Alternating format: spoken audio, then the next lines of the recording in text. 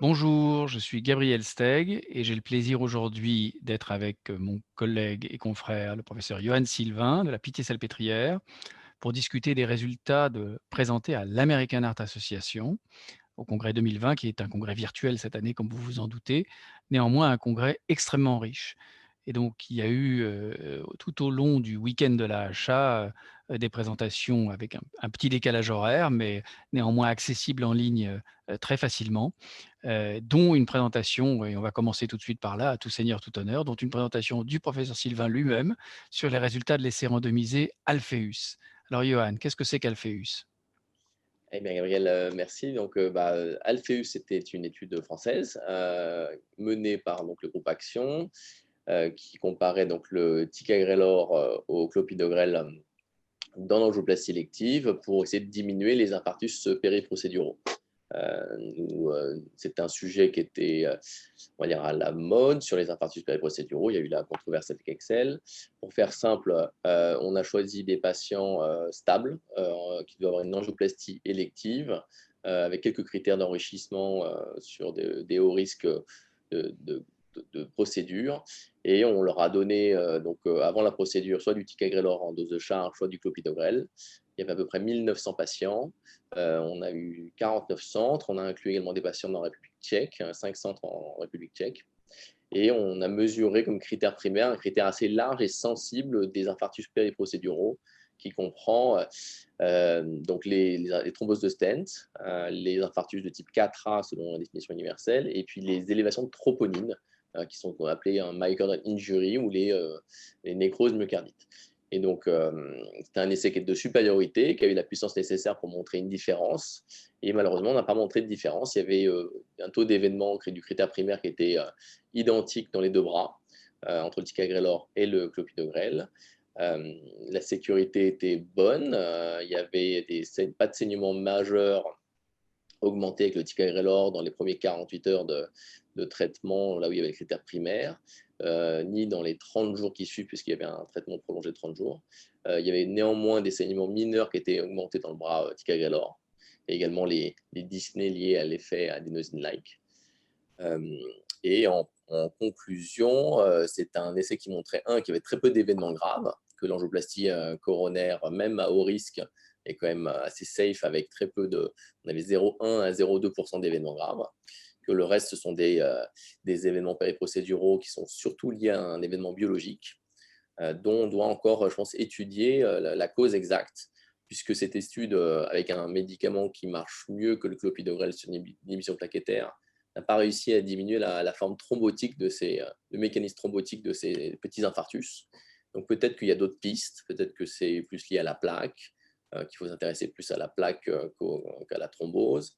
Peut-être que c'est des mécanismes qu'on n'a pas encore très bien identifiés. En tout cas, ça nous fait avancer dans la connaissance de l'infarctus périprocédural.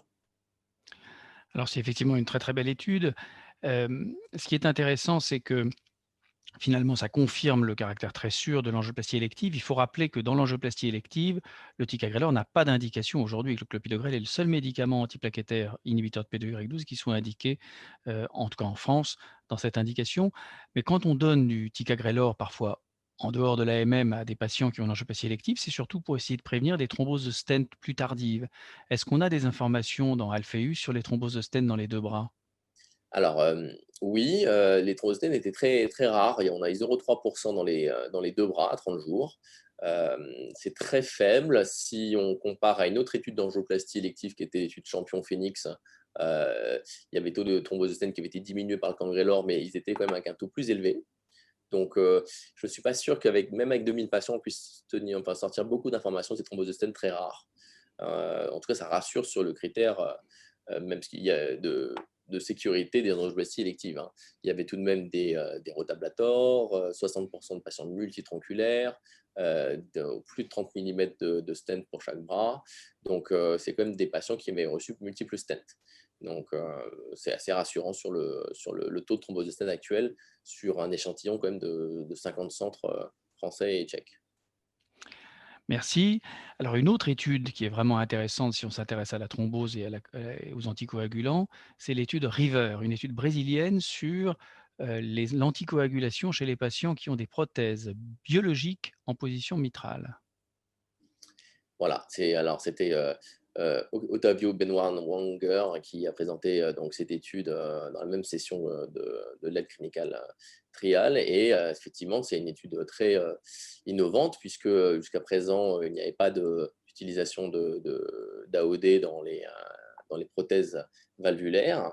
Il y avait de toutes petites données avec des études précédentes. Et donc, c'est un essai académique brésilien. Il y a de plus en plus d'essais au Brésil, académiques, et donc je pense qu'on va avoir beaucoup d'essais qui vont venir de ce pays. Et donc, ils ont randomisé dans 1000 patients qui avaient donc une bioprothèse valvulaire mitrale, du rivaroxaban 20 mg contre un traitement par warfarine avec des objectifs d'INR qui sont ceux qui sont recommandés, avec un critère primaire de jugement qui était sur les événements cardiovasculaires majeurs. Et ils ont pris un critère de jugement qui est un peu particulier, qui est en fait la durée de survie sans événement de ce critère primaire. Donc, et l'étude est positive dans le sens où c'était une étude de non-infériorité, mais ils ont démontré que la warfarine, enfin, le rivaroxaban était non inférieur à la warfarine, que globalement, il y avait même quelques jours de moins d'événements avec le bras rivaroxaban, une très bonne sécurité, il y avait plus d'hémorragie dans le bras warfarine, même si ce n'était pas significatif. Ils ont eu un signal intéressant avec moins d'AVC dans le groupe rivaroxaban, malgré un petit signal de thrombose valvulaire qui est dans l'autre sens. Et globalement, c'est comme une étude qui est très favorable à l'utilisation des AOD et surtout du rivaroxaban 20 mg chez les patients avec une prothèse valvulaire, donc une bioprothèse valvulaire Biologique. biologique. Ouais. Biologique, ouais. Il faut Donc, rappeler que dans les prothèses valvulaires mécaniques, les AOD sont formellement contre-indiqués puisqu'il y avait eu une tentative dans un essai clinique randomisé qui avait été un échec complet avec, une interruption prématurée d'ailleurs de l'essai. Alors, il y a le congrès est très riche, il est impossible de le résumer en 10 ou 15 minutes et il y a eu beaucoup de choses sur les lipides et moi, il y a une étude qui m'a beaucoup frappé, que j'ai trouvée vraiment, très ri à la fois rigolote, intelligente, bien faite et informative, qui est l'étude Samson, qui est une étude essentiellement britannique, qui porte sur la tolérance, ou plus exactement les effets secondaires des statines, et l'importance de l'effet nocebo. Alors c'est une toute petite étude puisqu'il y a que 60 patients. C'est une étude qu'on appelle N of one, c'est-à-dire une étude où chaque patient est son propre contrôle. Et des patients qui étaient réputés intolérants aux statines ont été assignés de façon aléatoire pendant 12 mois, chaque mois, à un traitement différent qui pouvait être une statine, un placebo en double aveugle ou une boîte vide où ils prenaient rien du tout. Et on leur a demandé de consigner les effets secondaires qu'ils ressentaient en termes d'intensité pendant les 12 mois. Et l'analyse est très frappante parce qu'elle montre qu'il y a un taux d'effet secondaire qui est notable, mais que ce taux n'est absolument pas différent dans les bras placebo et dans les bras statine, identique. Et que par contre, il est notablement plus élevé que dans le bras qui ne prend rien.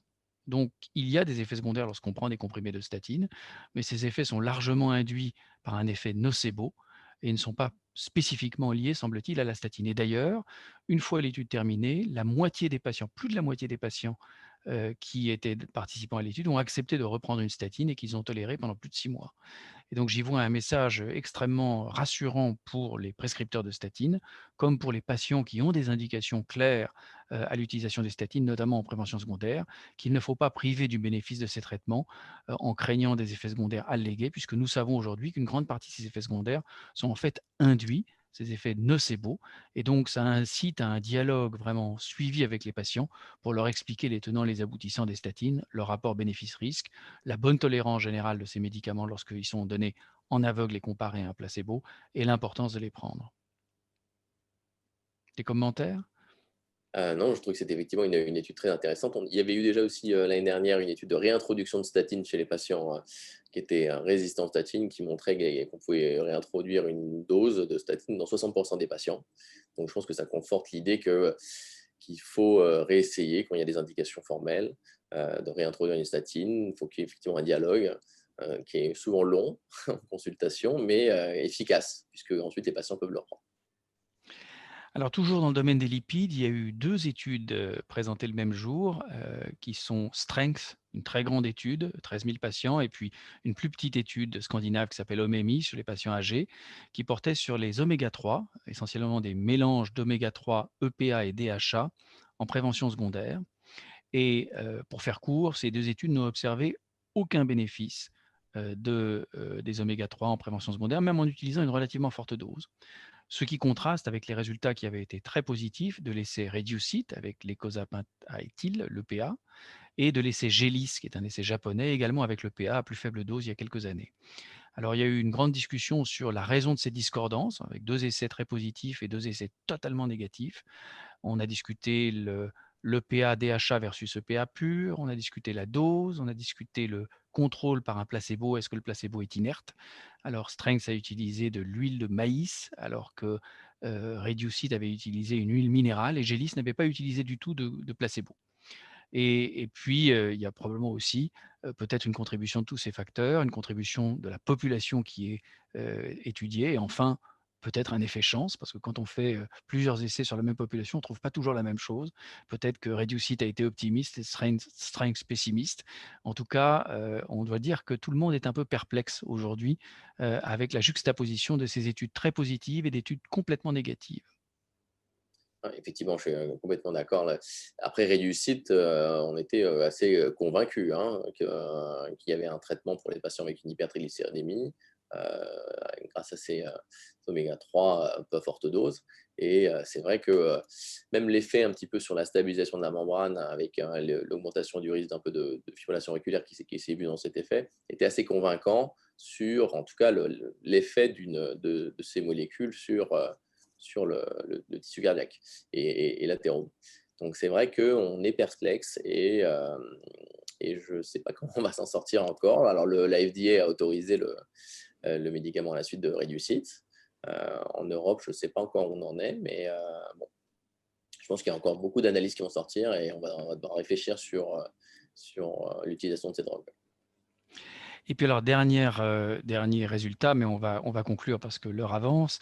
Il y a eu 2 essais randomisés de phase 3 qui ont été présentés sur la sotagliflozine, qui est un nouvel inhibiteur de SGLT2, dont la particularité est d'être un inhibiteur mixte SGLT2 et SGLT1, la SGLT1 étant le récepteur qui est dans le tube digestif. Et c'est un médicament qui a la possibilité d'être utilisé chez des patients qui ont une insuffisance rénale modérée à sévère. Et 2 essais randomisés ont été réalisés, l'un après, insuffisance cardiaque aiguë qui s'appelle SOLIST et l'autre chez les patients diabétiques de type 2 stable qui s'appelle SCORD. Et les 2 essais, bien qu'interrompus prématurément à cause de la crise Covid, ont atteint leurs objectifs primaires avec, pour l'essai SOLIST, non seulement une réduction du critère primaire décès cardiovasculaire ou insuffisance cardiaque, mais également une réduction de la mortalité cardiovasculaire et même une réduction de la mortalité toute cause. Alors c'est quand même très intéressant parce que c'est des effets qui ont l'air assez marqués. Ils ont été obtenus au prix d'effets secondaires qui semblent un peu plus marqués qu'avec, les inhibiteurs de SGLT2 actuellement disponibles sur le marché, l'empagliflozine ou la dapagliflozine ou même la canagliflozine. Et donc il va être intéressant de voir quelle va être l'interprétation de ce rapport bénéfice-risque dans les différentes populations qui sont concernées. Je crois que ça nous emmène bien au-delà de la discussion d'aujourd'hui, mais en tout cas, vous voyez que le congrès de l'American Heart a été, comme chaque année, un congrès extrêmement riche avec une grande diversité de résultats que nous n'avons pas fini de commenter et de discuter. J'espère que ça vous a intéressé. Merci, Johan Sylvain. Merci à vous de votre attention et à bientôt.